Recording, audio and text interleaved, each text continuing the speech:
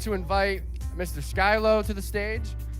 And Skylo is kind of becoming our in-house comedian here. You've been showing up pretty consistently, so nobody's like booed you away yet too hard. But hey, anything's possible. Tonight could be the night. That's your dream, right? No. All right, guys. Skylo. How's it going? How's it going, everybody? I'm gonna take you back about 20 years to a good old story. My buddy Keith got married in his stag party. It's one of those stories that you don't believe because things just happened that, yeah, right. You just say, yeah, right. You're making it up. So we'll start with, I had no input on the entertainment, let's say, gentleman entertainment. The two lovely ladies showed up. I don't want to reveal their names, but one was a blonde and one was a brunette. And lo and behold, the blonde was my 10th grade biology partner. So that means she trusted me to hold all of her money. So when they took a break to powder their nose in between their little set, she gave me all their little Crown Royal bag full of cash, which I just handed back out to the boys, yeah, recycled it. And they came back out pumped up, and that's when, people pull out their wallets and pay a little more to see racy things. I don't know if you've ever been to a stag party that my friends threw, but they get crazy. We also had one at another establishment in the neighborhood that I don't want to mention because, I still like to eat there. My family goes there for parties, and have to make sure that we get a certain section, not the other section from where all the debauchery took place because, yeah, I don't want to get into that. But anyways, back to the strippers. She was my 10th grade biology partner, and it was so cool because, we had 2 rows of chairs, and Keith was in the front there, and she came, and she was being professional and got up and, with her stuff in his face, and then that's where her and I made eye contact. She's like, oh, hey, how you been? Great, see, you got your career on track, But yeah, a lot. Keith's been a guy in my life that I look up to. He always took me under his wing, kinda. He's always been comfortable in his skin. Growing up in the late '80s, early '90s, people used to pin their pants or wear jean jackets, and you were either like a prep or you were like a metalhead or whatever. And I remember asking him one day, I'm like, Keith, what are you? He's like, I'm me, man. I'm like, all right, that was deep, man. Especially I was like in 6th grade or something, that always stuck with me. But another time he dropped some knowledge on me. We were having a party at a buddy's house, and his uncle brought a friend over, a lady friend, and we know her because she was our friend's mom, but she wasn't, the dad, it was just a different guy, Uncle Danny. But anyway, she came in, and we were on the patio, and then there's the door. When you open the door, there's 2 doors. Right door gets into the kitchen, into the house. The door straight ahead takes you to the basement. She was a little drunk, and she opened the first door and said, where is everybody down here? And went to the basement door and took a step, and she took a header down 13 stairs. She was laying there like a chalk outline, and remember me and Marky ran down there, and we thought she was dead. I ran back up the stairs, and this was still landlines. I grabbed the phone, and I was about to call the cops and an ambulance or something. There's Keith, and he's like, what are you doing, man? Grabs the phone from my hand, hangs it up real calm. He's like, nah. That's Uncle Danny's problem. He's like, you brought her, he's gonna take her away. I was like, all right, that's how things went for us. That's how we grew up. But it was pretty funny watching her bite those 13 stairs down. But she was all right. You know how drunk people are. They're loose and limber. You get in a car accident, nothing. Boom, no injuries. You're good there.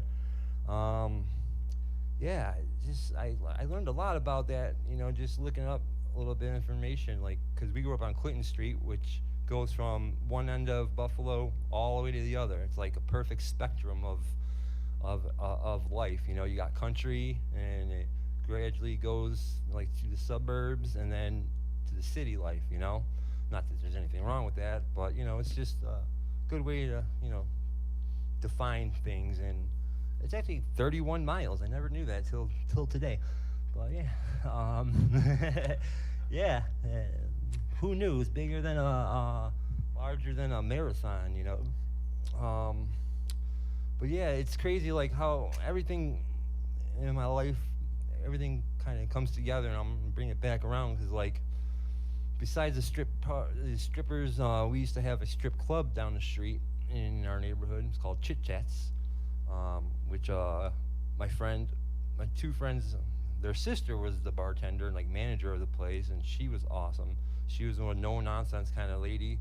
Like, rumor on the street was like she kicked her boyfriend in the balls one time and like destroyed his balls, like evaporated them, and like she had like the word on the street was like she had new pair of Doc Martens, and like with the steel toes, and like we seen her walking down the street the one day, like that same day as we heard the information. Like later on, we seen her walking, and she had some brand new Docs on with steel toe boots. We're like, yeah, she really did do it. She really did bust this dude's balls. Like, it's crazy, Fucking. But yeah, she was awesome. Pete and Al, shout out to them too. But yeah, so Chit Chats. So that was the neighborhood, strip club. You could see all types of women in there, from large scars to little, to no stretch marks, whatever your flavor, it was always there. The funny thing about it is like I moved out here years later, 10, 12 years later, and I started working with the guy who's my neighbor, and he went to UB for a year or two, and actually went to Chit Chats one day, and he's from the country out here. He's not used to like city folk, black people. He was never exposed to them or anything, so I know the woman he was speaking of. Her name is Isis. I used to deliver pizzas and food there all the time, and she was a handful. And let me tell you, I could just imagine what she did to his little redneck ass fucking hanging out. But it just, everything lines up to me. It all comes back some way or another. Like, somehow synchronicity is big in my life. I used to just think it was common, like a coincidence, I used to call it, but not anymore. Some funny things that happened to me. I was at Walmart the other day getting, I don't know if I talked about this last week, but I was getting a memory card for my phone, and the worker there in the electronics section wanted to like have a game of wits, which that's what I'm all about, that's what I do. Yeah, I love that. And needless to say, I won again, but I was asking like, what's the price? He's kind of being a dick, and he's like, anywhere from $2 to $200. So I wanted to be a little bit of a dick, so I made him start going from the numbers. I'm like, next one. He's like $7.95, whatever, $11.95. And I had him going and going, and I'm like, stop right there, I'll take that one. I'm like, you should be a goddamn auctioneer for memory cards, you little dickhead. I'm like, I can feel your energy. If you hate your job that much, just quit, buddy. Like, it ain't worth it for everybody. Do us all a favor and just, reevaluate your life, people. If you hate it that bad, quit. It ain't worth it. Trust me. I've been there. I know. Yeah, you end up bottling that anger, and then it comes out some way. You end up beating your kid or your dog or your woman. None of that's good, man, unless, she's into that kind of thing. I don't know. But yeah, I was also wondering why people with like, a little bit short hair, like pull it so tight just to get that little inch ponytail. I wonder if it's worth it. I have to ask the next guy I see with that done, because I've seen a few guys like it. I'm not really sure. Oh yeah, and then, I am no expert by far in relationships at all. But I did hear a conversation between two ladies today, and it went a little bit like this. The one was speaking to the other, yeah, I just started a new relationship with this guy. So far, it's great. He doesn't control me. Oh, that's nice. Well, I was thinking, and then she said, oh, well, it's because he's divorced. I wonder why. Maybe because he has control issues. But who am I to judge? I'm just sitting there, bump on the log, listening to someone's conversation. But for a fact, that's definitely not something you want in your life, ladies, I believe. And another thing, back to the guy from UB that never seen a black vagina, he he told me about a lady friend, and her nickname used to be the Dick Whisperer. That's something you don't ever want to hear. Like the lady that you're, courting, that was her nickname in high school, the Dick Whisperer. Like, cause whether it's like she's from a small town and she's got that rep, it sucks. Be even worse if she's from a big town and she's got that nickname and she's well known for it. Fucking, that is a faux show. But that's all I got tonight. Thank you. Have a good night.